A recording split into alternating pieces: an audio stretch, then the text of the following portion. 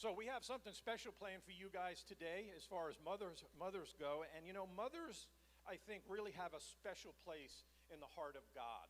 I think he also, mothers have a special place for God's purpose too, obviously. I think we can see that. And Proverbs chapter 31 really talks about how important and how valuable a wife is, how a mother is. And actually in verse 31 it says, honor her by what she does with her hands. And that's what we want to do this morning. We want to honor and encourage all you moms out there because, and I'm sure you hear this every mother, it's the toughest job there is out there. Parenting is a hard job. There's no doubt about it.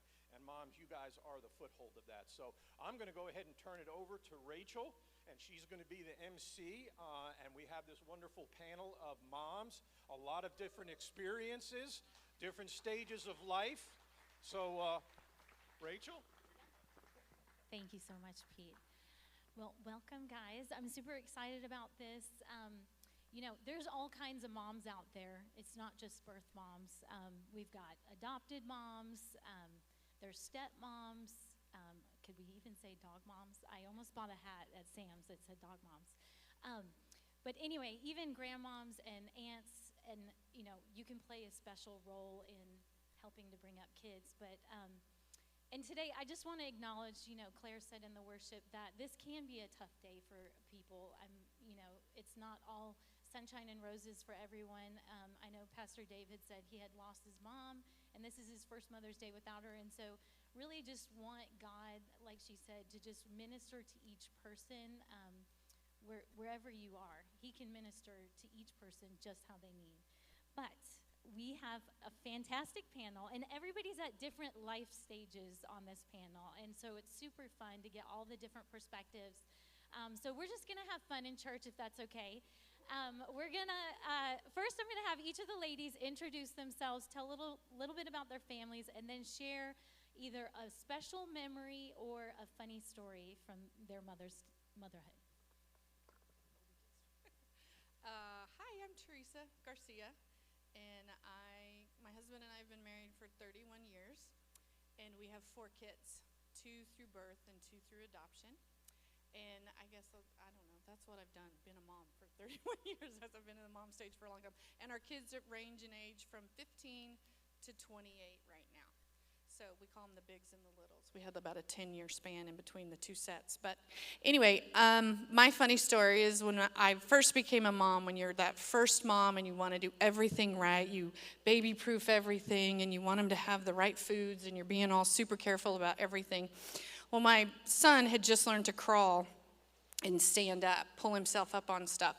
And so one day he crawled across, and he stood up next to this windowsill that we had. And I'm across the room, and I see him, and I see his little hands start to go out to grab something. And I'm like, what could that, I don't know what it is. I'm across the room, but I start doing the $6 million man. No, don't put that in your mouth, because I can see him doing it. And he turns around, I get to him, he turns around and looks at me with the biggest, he's so proud of himself, the biggest smile, and he goes, cockroach legs hanging out of his lips. And I'm like, ah. So I spend the next 2 minutes trying not to barf and fight a toddler trying to get something out of his mouth. If you've ever done that, it's a losing battle. So I just had to let go and let him have a protein snack that day. It was awful, so. My name is Janelle. I have 2 children. I have a 15-year-old and a 13-year-old. They're amazing. I've been married to my husband for 19 years, and I don't know, just having fun with it all. I just really enjoy it, and I just share memories. I have a weird work schedule, and so times of the year I have busy seasons. I do tax stuff, and so when they were really little, I didn't have a whole lot of time with them when they were itty-bitty. So Jay knew that, and so he would shift their schedule to where I'd come home late, and they would be up, and we'd play and go to bed late, and we just didn't have a typical schedule. And so we would play and dance and eat dinner and just do stuff late. Recently, Jovi was watching some videos that we had on the phones, and she was like, this was recorded when I was 3 at 11:30 at night on a Wednesday. She's like, why were we up that early or that late? I said, well, you didn't have to have a schedule until you started going to school. So, you got to stay up and see me. And so that was always my good memories, to be able to see them at weird times. I love it. You made it work. Good morning. My name is Debbie, and I have 3 children. I think they would prefer me not to say their ages because they're grown children. They're adults. And I also have 3 grandchildren, and they're teenagers. So, but I have a daughter that I'm real proud of, my oldest, that she is stayed home and raised her children, and then went and got a teaching job. So she is educating more children. My son, we're very proud of him. He served in the Marines, and he has a wonderful wife. And then my youngest daughter, we had our problems and our difficulties, and she had tough growing up, but I'm so proud of her. She's made some good decisions, and she's very stable and has a wonderful boyfriend, and I'm very proud of all my children, and my grandchildren too. Now, my funny story is that when Danielle was little, she's my oldest, she was about 7, and we were in a little bitty tiny Honda, and Derek and Allison are on the sides of them, and Danielle got in trouble. I don't remember what it was, but she got in trouble. Now, here's my disclaimer. We spanked back then.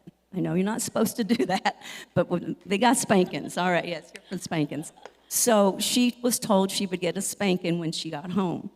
And we're driving home, and she's in the middle, so we can kind of see through the bucket seats, and we hear her saying, "Oh, Jesus, please don't let me get a spanking. Please don't let me get a spanking. Oh, Jesus, oh, Jesus." Well, we thought we would take that moment to teach her about the power of prayer. So when we got home, she didn't get a spanking. She just had a talking to. That is so cute. Okay, well, and I just want to tell you about my kids. I've got one 21-year-old daughter. She's at UTSA in college, and then one 20-year-old son. He's in college in Plano, and then I have one 18-year-old son. Our baby is graduating this year, and he's back in the sound booth with his dad up there. But I just wanted to share my story. It's not that funny, but it actually was like so revealing. When I had my daughter, we did this book. We read the book, okay? I thought I knew what was going on, but we were trying to get her to sleep through the night, and we followed the book, and you put the baby to bed, and you wrap the baby, and if they cry, you let them cry a little bit, and then soon enough, we got her sleeping through the night. And so I thought I had it going on. And then so then when I would see like moms and we would talk and they didn't have their baby wasn't sleeping, I was thinking, you just need this book. You just might not know. Well, then I had baby number 2 and did all the same things that were in the book, and this kid would not sleep. And I mean, it literally took me to the brink. I remember waking up at 2 a.m. and pounding my fist into the mattress I need to sleep badly. And so this was the beginning of God showing me that it wasn't me. It was actually, I just had an easy kid. So yeah, that was the start of it. But our second question is, who has been the greatest influence on you as a mother? Well, I don't have the conventional answer. A lot of people I know say they're moms, but I didn't have that kind of mom. So I don't want that to sound bad. But I didn't have that kind of mom. She wasn't mommy, oh, I love you, and let me wake you up, and let's do all the things. And that's not who she was. So I missed that when I saw that in other people. And so mine was a mom that was a friend of mine's in college. My friend would bring us home, and we would come in, and from the second we walked in, she dropped everything and paid attention to us. And we're just goofy college kids who think we know everything, and we're partying, and we're telling her all our stories. But she would just be present with us. She would sit, and she would listen to our stories, and she would ask us lots of questions. And she remembered when you came back the next time, hey, how did that thing go? And what are you doing? And how are your grades? And what's happening with you? She was just so present and invested and interested in us. And it was wow, that's interesting. I've never experienced that. Someone who's really interested and wants to know what's going on with you. And so that to me really struck a chord. And so I think my kids would say, stop being so interested. You don't need to know everything I'm doing. I'm like, but I just want to know. So anyway, that's my story. So I would say both my mom and my dad, because they both were really great in different ways as I was growing up. So my mom was really, really great about pushing me out of my comfort zone, which is what I'm doing now. And so she was always good about encouraging and try something new, try something different. Very uplifting and encouraging with anything that we did. And so, she always showed me, kind of how to care and how to just be there and how to just be a fun and very loving mom. My dad showed me how hard work can really, really help the family and how you grow your family and teach your children, how hard work can do good things for you through your jobs and through just being home with the kids. And he had a really good focus on us as kids and my mom, and just very, very focused on all of us. And so I really like the fact that both of them showed me how to be a good parent and how to partner with Jay and be a good parent in general. Not maybe with the traditional ways of what people say moms do or dads do, but just in general being as best parents as we can together. The one that influenced me the most, I would say, would be my mom. I grew up in somewhat of a dysfunctional family with an alcoholic father, but she had such a faith in the Lord, and she loved Jesus so much. And we went through some trials and troubles, with my dad, and just to see her faith and how she grew in the Lord, I learned more about how to be a Christian with my mom at home than I did in church, and I think that has to be modeled continuously, not just in the church building. And she also just taught us a lot of independence, and we kind of had to, like a little bit of a survival, kind of learn how to be tough and grow up. That was probably the era of my childhood, maybe. But one of the things, whenever I would send her a card, a Mother's Day card or Christmas or birthday, I always slid in there, thank you for teaching me about Jesus. And she passed away about 17 years ago, and I got those cards, and sometimes I open them up and just, look at her handwriting and look at mine, and I'm just very thankful that she knew the Lord and helped me know about him, and that helps me raise my kids. So good. I love that, Deb.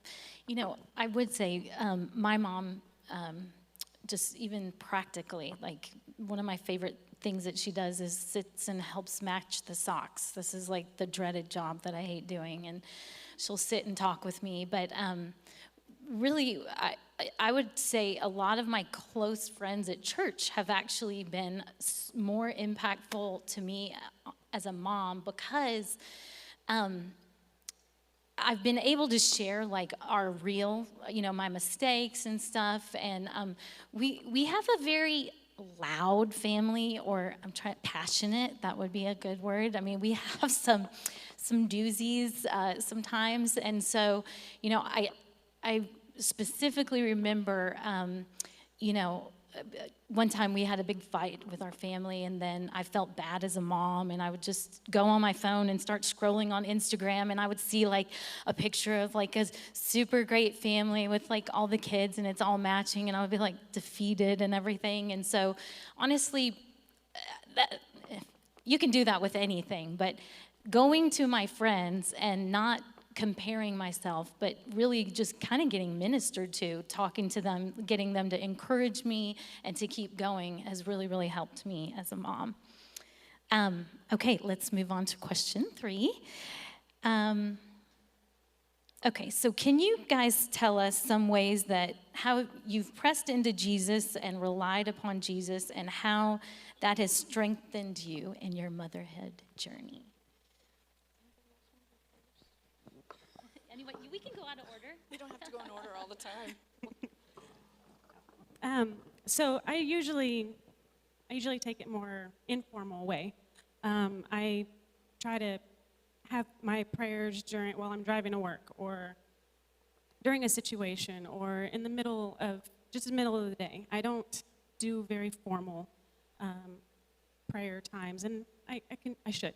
But I also like to keep it informal because I like to consider my conversations with Jesus as like a friend. And so I think that sometimes having that informal conversation helps me to be a little bit more open than being very formal. And so I try to teach the kids, if they have it's a dance or a game or a competition or a test, that it's just easy just to stop and say a quick prayer and just say, hey, I just need your help. I just need peace. I just need calm. I just need just help, or I just need you to sit with me and help me through this. And so I like to take it more of a informal friend type position. So that's how I press into Jesus, just kind of give me a little bit more comfort in just being that calm friend position. Well, like I said earlier, that my mother, was caring for us and teaching us about Jesus, but I forgot to mention that I wasn't accepting it at that time growing up. A little bit of a rebel, a little bit of independence on my own, doing what I wanted to do. And when my children got older and they were, they knew about Jesus, they were raised in the Lord, and, but the thing was, they were kind of drifting here and there, and I remember it kind of like tore my heart up at that time. I thought, oh my gosh, what's happening? But it was in time of prayer, I remember feeling the Lord's presence, the Holy Spirit. He gave me two things. He said, you had a praying mama, and you have the promises of the Word. And I could feel that sense of peace. So whenever I have those difficulties with my children or grandchildren, and I'm praying for my family, I just kind of remember that. Pete and I, before we started our family, put a lot of time into prayer. And, is this the time for us to have these children? And we dedicated them to Him, and we raised them in the Lord. And so just a lot of prayer. And we also depend a lot on the Holy Spirit. There was times that our kids got into, let's just say, mischief, and they were older, teenagers and stuff. And Pete and I both would feel this nudge, like something's not right. And we had a little joke in our home that God always told on our children. So we always found out what was going on and could help them. So just lots of prayer. So I've debated how much or what I would share on this one. That's Rachel's always, share it all, tell everything. Because I'm definitely the real of stuff. If any of you know our story, Collie and I have been through a lot with our kids. I guess when you first start parenting, you think A plus B is going to equal C, right? You're like, we go to church, we pray, we do all the things, it's going to be beautiful. We're going to have the Instagram family, right? And then you have those kids and you realize they have minds of their own and they're going to do whatever they're going to do no matter what you do. And you have to really learn to press into God and to trust that God has them. Like, I can't be everywhere. I can't do all the things perfectly. I'm going to mess it up. I'm going to fall short. But God is wherever they are. I mean, there were really dark times where we didn't know if our kid was dead or alive. We didn't know if he was doing something that was hurting himself or could have hurt someone else. We didn't know if we'd get somebody at the door knocking to tell us that he was dead or in jail. And we were like, And so that is a really hard place to be when you love the Lord and you're serving the Lord and you think that's going to translate to your kids loving Him and doing all of that. And so really having to press into God and say, God, I don't know where my kid is tonight. I don't know if he's making a horrible decision, but you do. You know exactly where he is, and you are big enough, and you love him more than I do. And you can rescue him from whatever he's in. And so I'm just praying your protection over him. I'm believing you to be the God that you say that you are. I'm trusting you with everything I have. Please, God, show up. And he did. Over and over, he did. He's a faithful, faithful God to us as parents and to our kids. Sorry, I'm not supposed to be encouraging, but it is encouraging. Even when it's difficult, God is big enough. He's there. And he chose us. I know a lot of times as moms you feel like, I am a terrible mom, and and the enemy comes to lie to you about everything under the sun, about how you could do this better and you should have done that different and all that stuff. But God is big enough, and he chose you to be the parents of the kids that you have. He specifically chose you to be the parent of that kid. And I had to remind myself that over and over again. He knew who I was. He knew what I came from. He knew what was missing in my tool belt as a mother. And he still chose me to be the mother of these kids. And so I'm the person who's like, look, I'm just desperate for Jesus. I was thinking the song we sang, I need you all the time, every day, every minute, every mess up I make. Oops, I yelled and screamed at you. I really shouldn't have done that. You're 2 years old. That's not appropriate. Let me reel that back in, apologize, and start over. And I love that his mercies are new every morning. We get to start over every day, and God doesn't remember any of it, or, well, I guess he does, but you know what I mean. He's covering it. He remembers it all, but he covers over it all, right? And so I have to remind myself of that all the time, continuously in the journey, and even more probably as they're adults, because I have no control over diddly now. And so I'm just fully like, okay, God, they're yours. You love them more than me. I entrust them into your hands. I'm going to continue to pray over them and believe you for them and watch you do what only you are capable of doing. So that's how I press in. So good. It's hard to share after you. You're so awesome. What you said made me think about this. We have used this restart button where there's like an implosion that's happening in our house, and sometimes I feel like I'm the only one, but I really know that I'm probably not the only one. But anyway, it's like we'll stop and we'll say, okay, can we literally push the restart button? And, if we're really thinking about it, we'll pray together and push go on with life. But one thing I wanted to share kind of along those lines too is like as a mom, you want everything perfect. You want your kids to win all the games. You want them to get all the scholarships. That's where we are right now. You want them to get the jobs, and you don't want any suffering. I mean, like literally, if I could just walk around with a bubble, I would, But what I've learned, and this all started kind of at a time when we were unemployed, I kept asking God, why would you allow us to suffer and have no money and be really stressed during our kids were in middle school, and we were like needing to, not only just survive, but just do fun stuff. And I was like, why? And I mean, we definitely limped along. It caused a lot of other issues. And what I ended up seeing was that it made my kids turn to God. And that had we not had a suffering, I mean, think about it, even just in your own life. You really, if everything is good, you kind of can forget about God, because you're like, no, I got this. I'm good. You just don't think about it. But really, or at least I don't, but when you have a need, when you have a financial need, that's when you really know God is your provider. Or, when you have a health need. And so really, I hate even saying this, but like through our sufferings was really how God drew us to himself. And so, and this is our last question, and this is our application section of the service. So we are talking about, as moms, like there's a scripture in Proverbs that says that a wise woman builds up her house. And really, as a wife, that's what you're doing. And as a mom, you're building up your house, not just physically with your hands, but you're doing it emotionally, you're doing it spiritually, and even in your workplace, with your husbands, with your work community. There's lots of building that we're doing, and it seems like we're always giving out. But moms need to be built up themselves. And so we just wanted to go and ask each of the moms what way they individually feel built up. And so you might pick up some tips.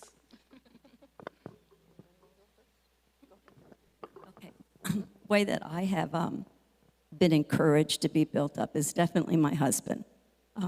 This family thing is a team thing. We're in it together all the way. Like I said earlier, we did a lot of praying before we had children.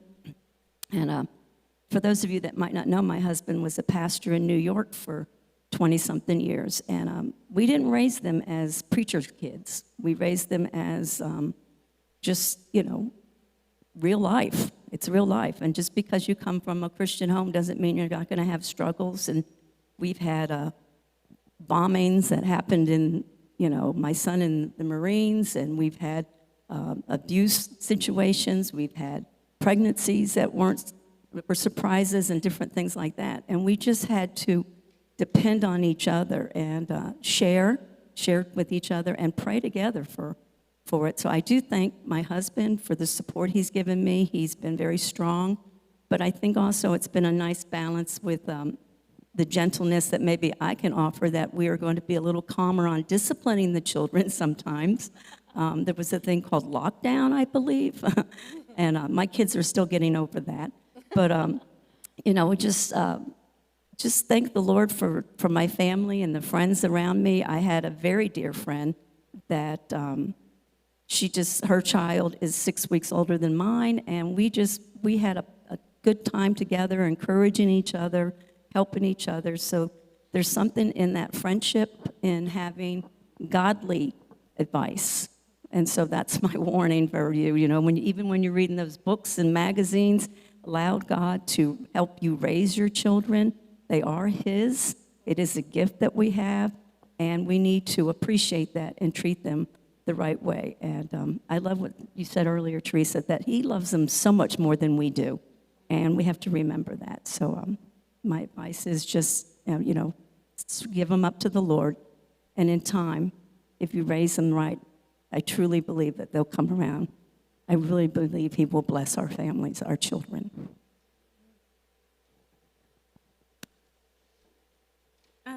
So, like I said earlier in my first story, is that we had a weird schedule. Jay always knew that I didn't get to see the kids that often because of my work schedule. And so he knew that it didn't always make me feel great as a mom. I always felt like I was never around enough. So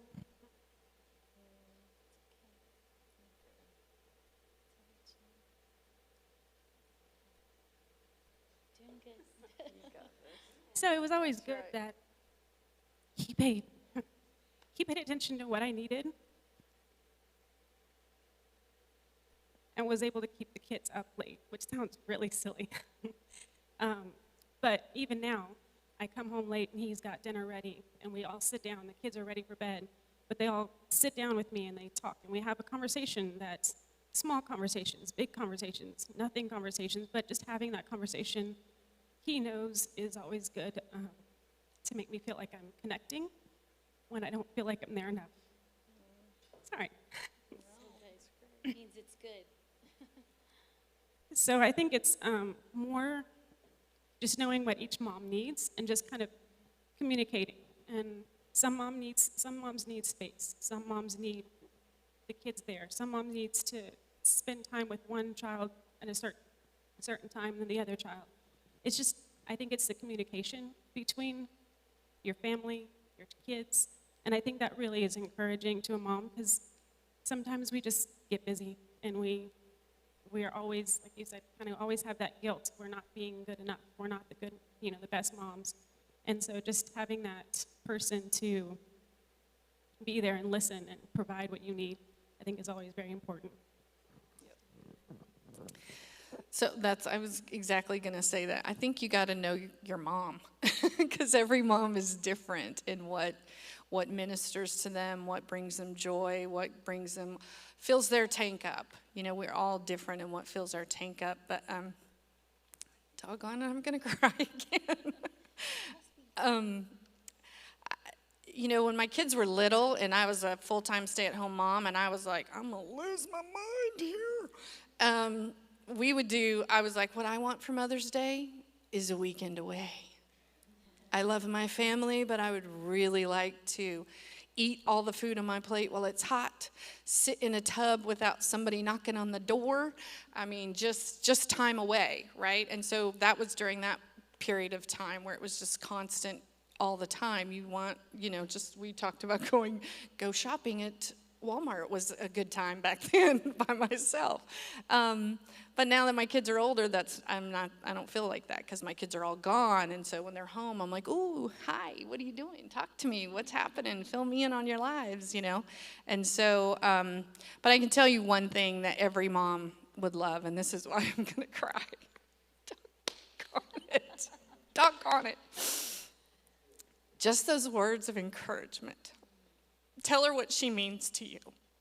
Tell her what all the mundane stuff that she does means for you. Like, think about it. Like, wow, my mom, I always have clean clothes. There's food on the table. There's groceries in the thing. There's, I have the clothes and the shoes and all this stuff. And I have birthday parties or just all the millions of things that you don't necessarily think about, that we all take for granted that someone does for us, is just spending the time thinking about what are the things that they do, and just tell them how much you appreciate it, how much you love them. That my daughter wrote, I'm saying that because my daughter wrote me a letter this morning. And I cried like a baby, as you can see. I keep crying about it. I mean, it just blessed me so much, because the things that you think aren't noticed and you're like, another load of laundry, that I see it, Mom. I see what you do for me, and I appreciate it. I'm telling you, you have your mom in tears. So there's the thing. So good. Honestly, give it up for this panel. This is an awesome, I hope you enjoyed it. Everybody's got such a wealth of experience. Really, really enjoyed it. I'm going to have Raymond come up. We're going to close, and we're just going to have a time of prayer. I'm going to have Teresa close us out in prayer. Yeah, the crybaby.